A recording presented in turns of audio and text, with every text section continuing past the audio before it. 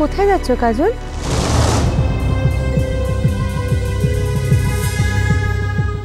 আমার এক বন্ধুর বাড়ি। তুমিও পারো নীল। কি বলো তো? হ্যাঁ, তাই বলছিলাম যে এত তাড়াতাড়ি তুমি অতীতটাকে কি করে ভুলে যেতে পারো বলো তো? তুমি যে ওকে বলছো তোমার বন্ধুর বাড়িতে নিয়ে যাবে, সেখানে গিয়ে আবার কোনো কাণ্ড কারখানা করে বসবে না, তার কোনো মানে আছে? তুমি জানো সেটা? সেখানে তোমার মুখ লোকাবার কোনো জায়গা থাকবে?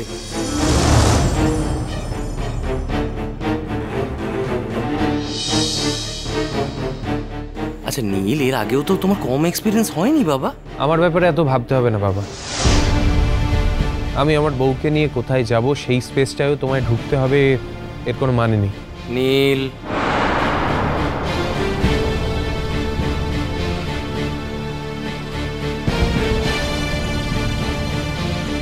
ভয় নাই বাবা, মু জীবনী তোমার ছেলের মুখ আর কোনোভাবেই আমার জন্য ছোট হবে না।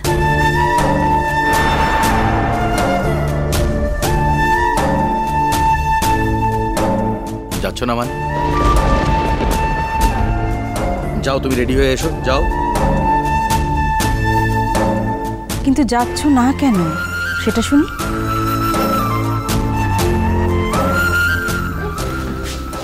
তুমি তো সকাল থেকে প্ল্যান করেছিলে দাদাবাবুর সাথে আজকে বাইরে ঘুরতে যাবে। চলো চলো।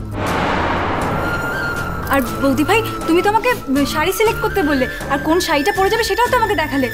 চলো চলো। হ্যাঁ চলো। মু তখন ভাবিথিলা জিপি, কিন্তু এবে মু মত বদলেছি।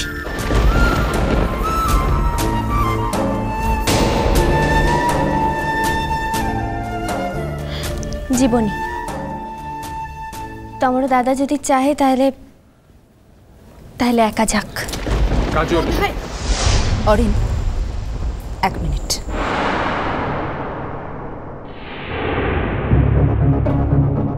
দেখো, তুমি তোমার বিয়েতে আমাকে ফাঁকি দিয়েছ, কিন্তু তোমার বউয়ের সঙ্গে আলাপ করা, আড্ডা দেওয়ার ব্যাপারে তো ফাঁকি দিতে পারবে না।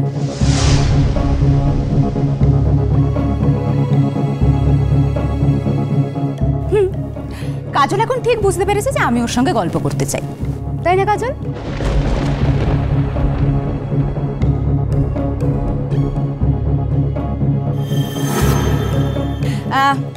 বেটার অরিন, তুমি যেখানে যাচ্ছ না একাই যাও। হ্যাঁ, আমি বরং কাজলের সঙ্গে একটু আড্ডা দিই, আমার নিউ ফ্রেন্ডের সঙ্গে। কি নিয়ে যাবে না তোমার ঘরে আমাকে?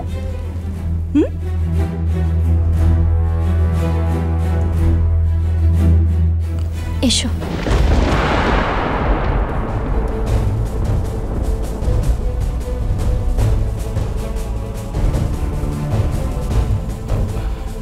ভূমি, এই মেয়েটিকে একটু দেখো, মানে নীলের খুব পুরনো বন্ধু তো, ওর একটু যত্নার্থী করো। হ্যাঁ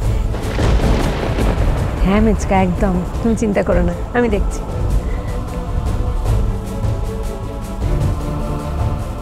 আরশি, যাও তুমি একটু নীলের ঘরে যাও, আমি আসছি এক্ষুনি। কাজল, তুমি একটু আরশিকে নিয়ে যাও। কাজল, তুমি তাহলে যাবে না তাই তো? মু গোটে বার কহিলি, তুমি শুনতে পাওনি?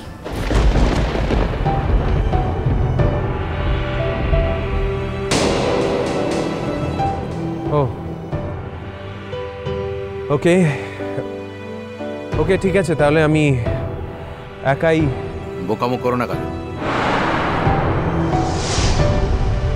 নীল যখন নিয়ে যেতে চাইছে তখন ঘুরে এসো। ছোটকা, মু গোটে বার বলে দিয়েছি, জীবনী।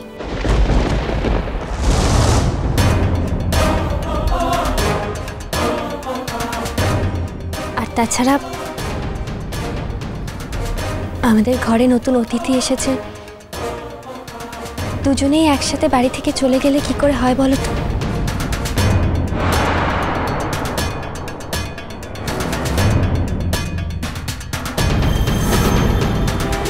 একজনের তো থাকা উচিত। ও যখন যাচ্ছে আমি যাব না ছোটকা।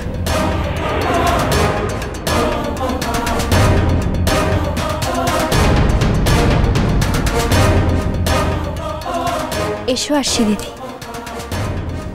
যাও।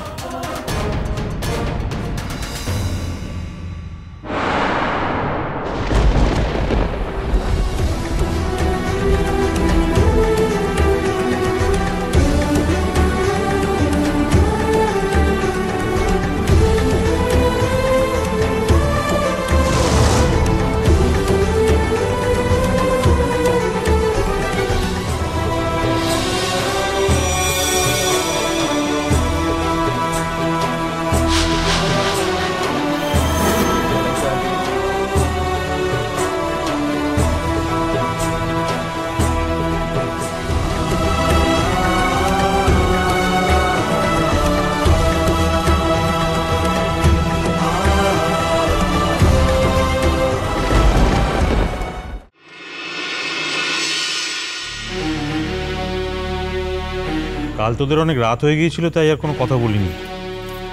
হ্যাঁ রে ভাই, কালোকে খুঁজে পাওয়ার পর ফোন করে অন্তত একটা খবর দিতে পারতিস তো।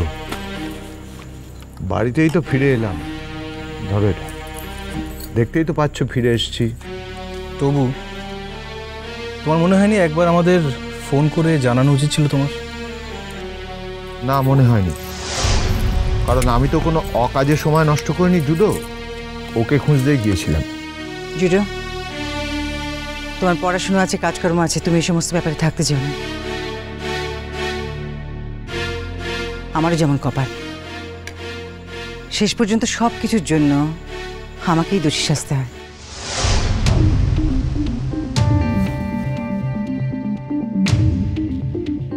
নইলে আমাকে তো এই কথা শুনতে হলো যে আমি ওর বউয়ের দেখাশুনো করি না, দেখাশোনা করতে চাই না। ও ভালো দিদি, ও ভালো দিদি গো, ও ভালো দিদি, ও ভালো দিদি, তুমি তুমি তুমি তুমি আমার উপর রাগ করেছো গো। কালকে আমি তোমাকে আঁচড়ে কামড়ে দিয়েছিলাম বলে। হ্যাঁ পারি, কাল থেকে তোমাকে আমি কি শিখিয়েছি পারি? আমি তো বলছি বাপু, অত বিদেশ দেখাচ্ছ কেন? ও ভালো দিদি, ভালো দিদি, আমার না খুব অন্যায় হয়ে গেছে। হ্যাঁ, আমি আর কোনোদিনই এমন অন্যায় করবো নি গো। আমার অন্যায় তুমি ক্ষমা করে দাও। আমি আর কোনোদিনই তোমাকে আঁচড়াবো নি, কোনোদিনই তোমাকে কামড়াবো নি। হ্যাঁ,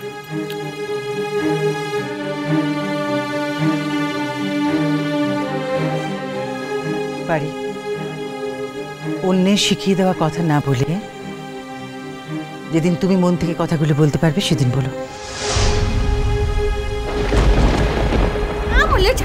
নিজের মন থেকেই তো কথাগুলো বলছি, না কাপড় করছি দেখো না। পারি,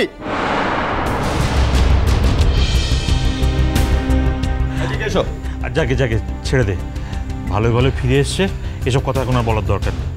ও ভালো দিদি, ও ভালো দিদি, বলো না ক্ষমা করলে না, করলে না। হ্যাঁ,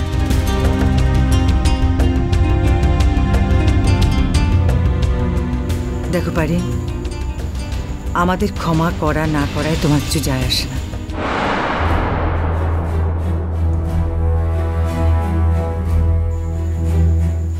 তাছাড়া সত্যি কথা বলতে কি, আমরা তো তোমার নিজের কেউ নই না। তোমার আসল লোক ঠিক থাকলেই হলো। রাঙাকাম্মা, হ্যাঁ গো ভালো ছেলে, হ্যাঁ গো, হ্যাঁ গো, বলো বলো বলো বলো বলো। কাল তুমি কোথায় গিয়েছিলে একা একা? ওই তো স্যারকে খুঁজতে গিয়েছিলাম রাস্তায়, তারপর খুঁজে না পেয়ে আমার বাড়িতে যাচ্ছিলাম। হ্যাঁ, একটা লোকের এত বড় একটা গাড়িতে এরম ভাবে বসে একা একা যাচ্ছিলাম। হ্যাঁ, একা একা। এরকম অচেনা অজানা লোকের গাড়ি থেকে ওঠে? হ্যাঁ, আর কখনো উঠবে না, কেমন মনে থাকবে তো বাড়ি? হ্যাঁ, আর লোকটা যদি তোমায় কোথাও ধরে নিয়ে যেত তখন কি হতো? কি আবার হতো? লোকটাকে আমি দুমদুম দুমদুম করে মারতাম, তাই না বলো স্যার? চুপ করো তো, চুপ করো এখন।